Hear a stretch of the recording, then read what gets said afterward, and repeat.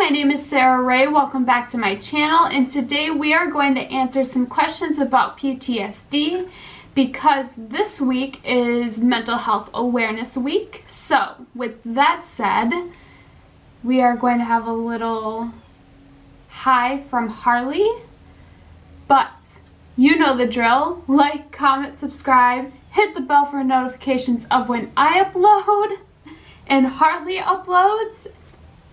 And let's get into the video. Alright, hi Harley. You guys want to say hi to Harley?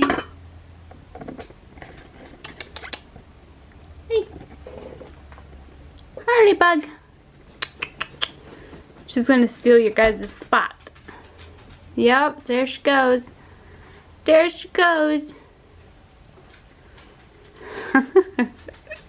A little kitty intro. Oh, thank you, baby. Alright, come on down. Good girl. Alright, you guys. So first, let's talk about what is PTSD. PTSD is a disorder in which a person has difficulty recovering after experiencing or witnessing a terrifying event. And I will tell you guys, as some of you guys may know, I have PTSD, and that's why we are bringing up these questions. Now, I got these questions off of the internet, off of YouTube, and different parts of the internet, so all over. I picked 8 questions. We're going to do multiple different parts. So if you guys have any questions, leave them in the comment section down below, and I will get to them. So the first question is, what caused your PTSD and how did you know you had it? So, what caused my PTSD is, unfortunately, I was assaulted. And how did I know I had it? Well, I didn't know. It wasn't something where I was like, oh, I have PTSD. No. I hid from it for a long time until I was starting to experience these vivid nightmares. And I was already like having outbursts of you know, anger and stuff like that. And I went to a therapist and told her about what was happening, and she told me that I had PTSD from what happened to me. And this kind of goes what the next question is, which is, what are some physical symptoms that you think people may not know are related to your PTSD? And I wrote some down. So nightmares are a big one. I get nightmares quite frequently. I'm on medication to help keep them away. But nightmares, which go into insomnia. I'm very hypervigilant. Shaking, anxiety, nausea, muscle tension, and headaches, migraines are just like a few I thought I would share with you guys that are some things I experience with my PTSD. So, question 3. Do you own anything that you carry with you to calm yourself? I do. It's right here. It's my necklace. I constantly grab at it when I'm uncomfortable or need to feel better or calm, and it makes me feel better. So, my necklace. My mom gave it to me, so it's very, very important piece of jewelry to me. Very special. I never take it off. It's always right here. So, which goes into number 4. How do you ground yourself when facing disassociation from triggers? Now, grounding is very important coping skill when it comes to PTSD. I find that it helps me so much when I'm having any PTSD trigger. So sitting down and thinking of a place that cheers you up, that a positive place that you always go to. So like for me, I love to dance. Growing up, dancing was that one thing that I loved, that always I could express myself when I felt like I couldn't. So a dance studio is my positive place. So if I sit down and I'm having like an anxiety attack, I'll sit down, take a deep breath, and imagine a dance studio and start to relax. I think I have cat hair on my lip. Harley. And that will help relax you because you can smell that dance studio. You can hear what those sounds were when you were there, when I was there, I should say. And that's kind of something that my group, we did, was sit there and hear, taste, touch, when you were in that place. So also, be near an animal. Harley. When I'm having a panic attack or, trying to ground myself, I will go over to her and pet her. And she'll make me feel so much better.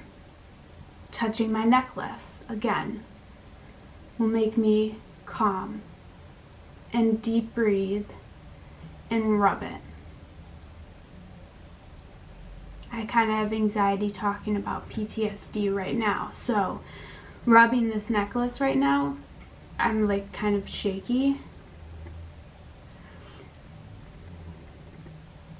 Makes me feel better.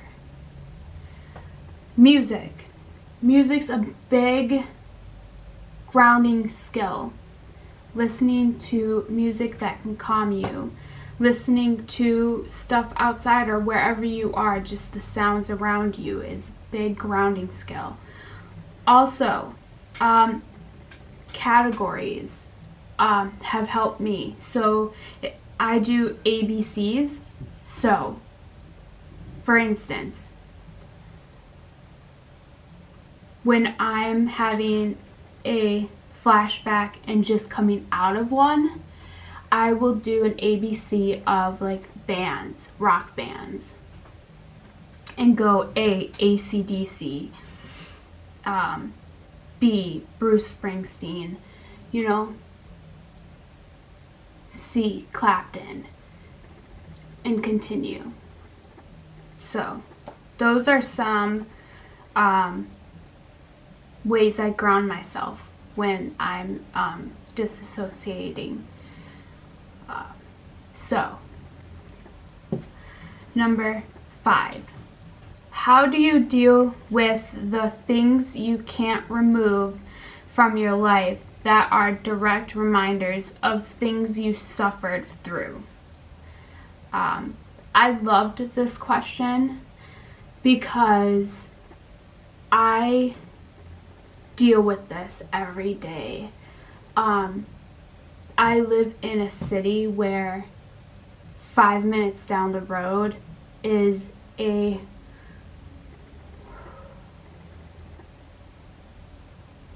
are places where instances of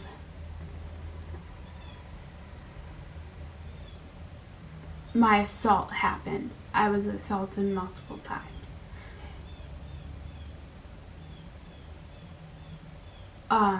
Then when I go to appointments, this person's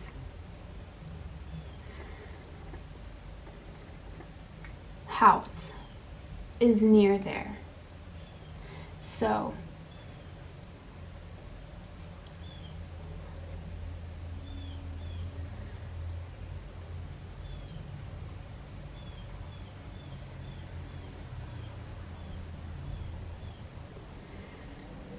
dealing is so difficult. So what I do is I find ways to go around that area, or you do grounding techniques. My necklace, I'll play with my necklace. I have music going when I have no choice but to go past certain buildings. I do not go past that road, that exit that I would have to go past that person's house.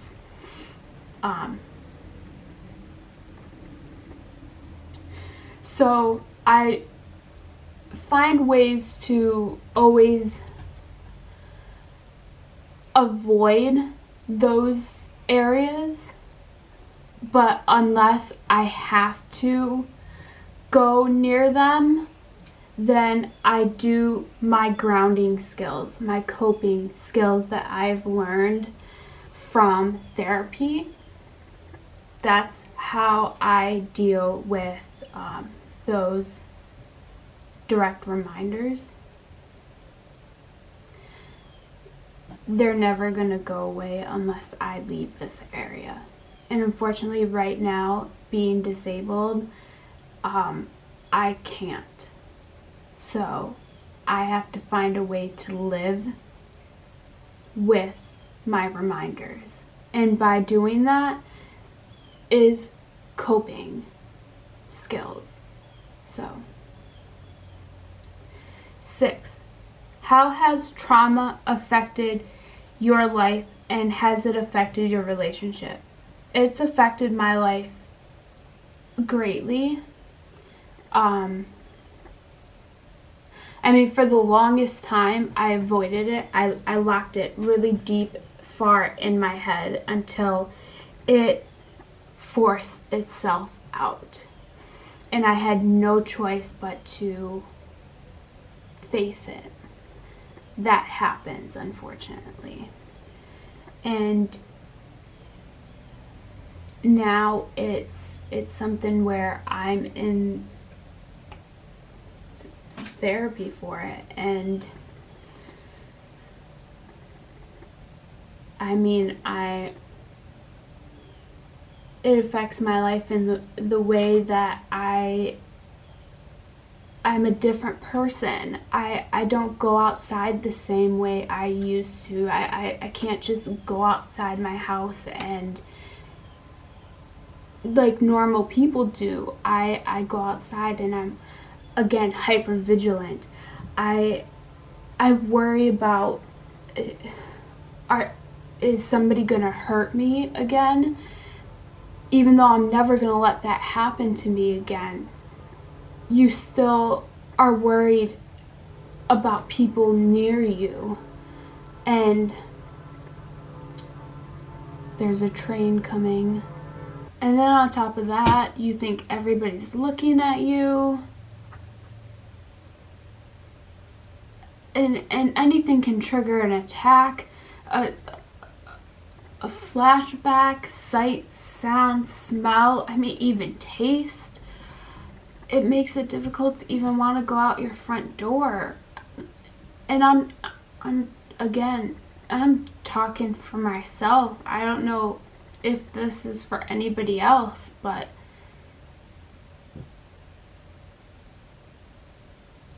and has it affected your relationships?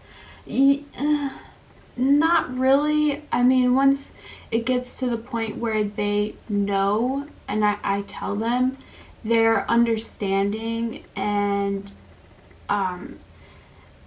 so I'm a little, like, kind of weird. I don't share blankets. I'm not comfortable. I don't share blankets.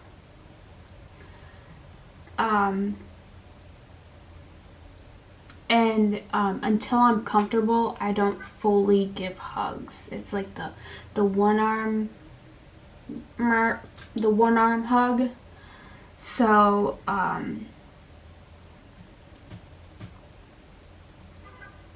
and I mean, there's other things, but those are personal. So next is and there's 2 questions left in this part. The next one is, someone asked, my girlfriend has PTSD. What can people around them do to help them? I would say learn their triggers. Because I know if it's me, it would mean a lot for someone to care enough to learn what it is that's upsetting me, so they know what to avoid. Does that kind of make sense? Like what those triggers are. So, and then also what not to do after the attack. Like for me, after I have a trigger attack, I don't hug me. That's because of what my PTSD is from. So that just makes it worse. So to know things like that also helps. So knowing how to console them afterwards. So learning the triggers and learning how to console them. I think those would be the best thing to do to help them.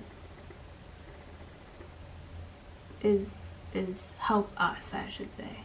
Is the best thing to do. And the last question I picked was, how do you feel when people joke about PTSD or use triggers jokingly?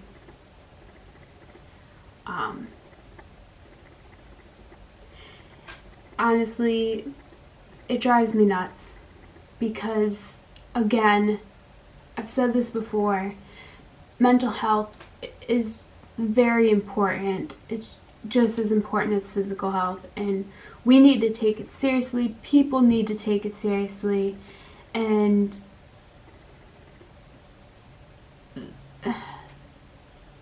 it's not something to be joked about. And neither is like triggers, like, and for somebody to just joke around and be like, oh, that triggers me, like,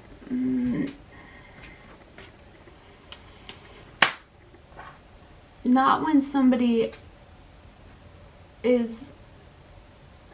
has something as like very serious PTSD type of thing, and I don't like it. I don't like when people joke about PTSD stuff like that. I don't feel like something like that should be joked about, because people who have PTSD went through something very serious,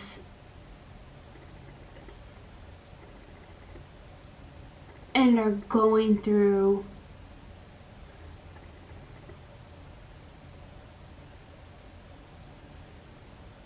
a very hard time that they can't get through. That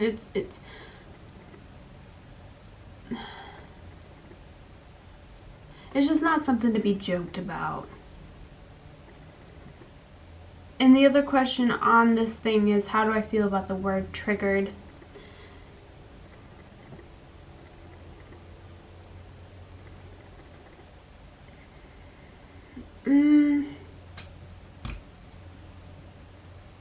I don't know.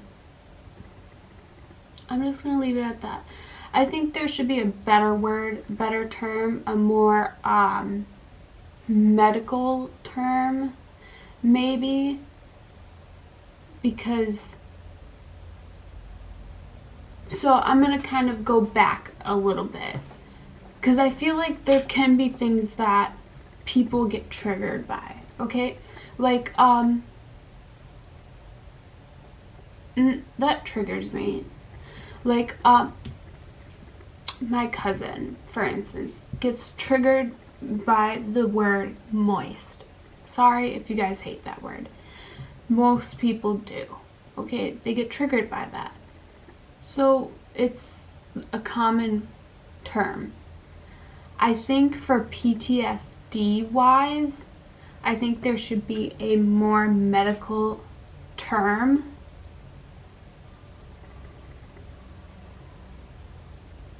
for triggered, for what we go through.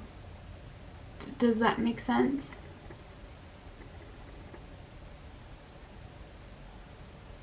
So that's what I think. Is there?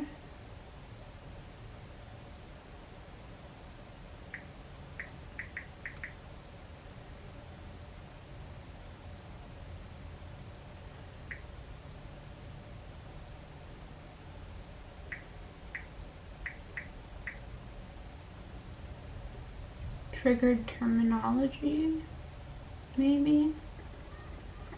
What is trigger called? No.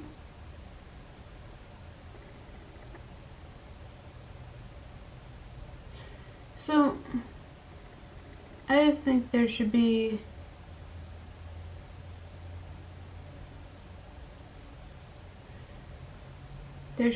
another term for it. That's what I think.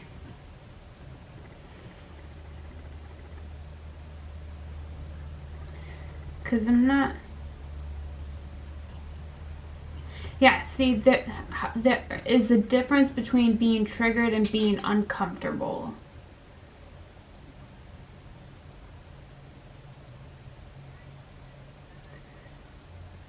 So, I agree with that.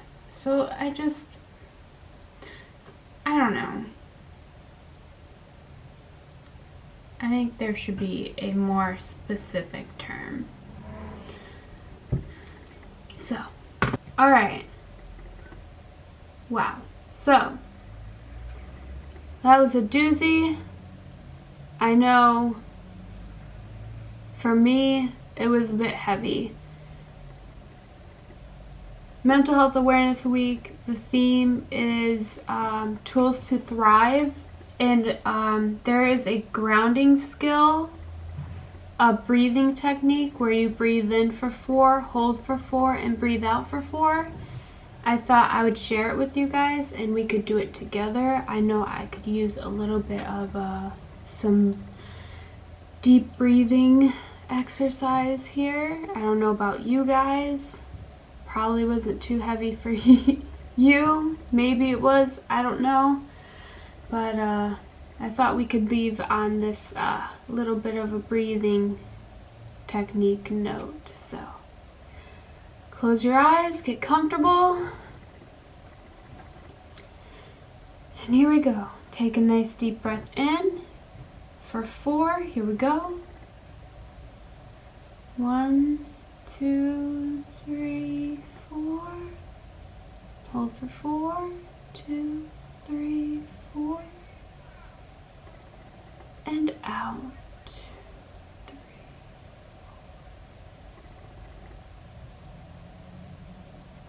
And again.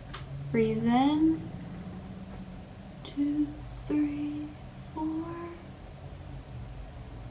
And hold.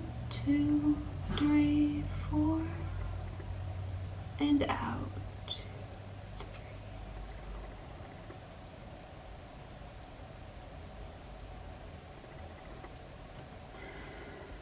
All right. That was nice. I liked that. So, felt a lot better for me. So, if you guys have any PTSD questions, leave them in the comment section down below. I am going to do a part 2 to this video, a little more down the line, and if you guys have any questions, I will put them in that video. I hope you guys are safe and well. I hope you enjoyed the video, and I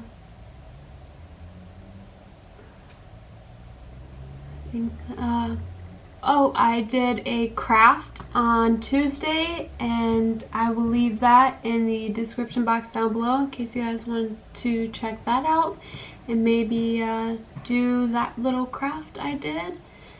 It's like a little positive sticky note board, so that's a nice little coping skill for PTSD or mental health in general. So anyways, with that said, I will see you guys in the next video. Have a wonderful day, and